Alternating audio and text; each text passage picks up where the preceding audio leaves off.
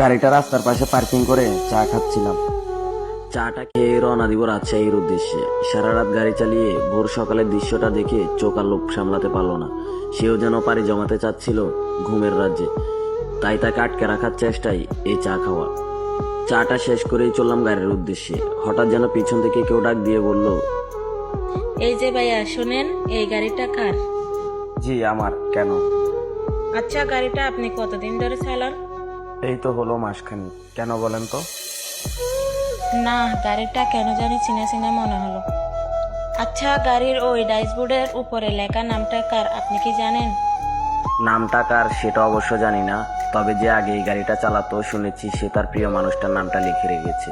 শুধু নামটাই নয়, সে তার প্রিয় মানুষের পছন্দের জিনিসগুলো দিয়ে এই গাড়িটা নাকি খুব সাজিয়ে গুছিয়ে রাখতো। আচ্ছা, সেই ড্রাইভারটা কোথায়? আপনি এত কিছু জানতে চাইতেছেন কেন? কে আপনি?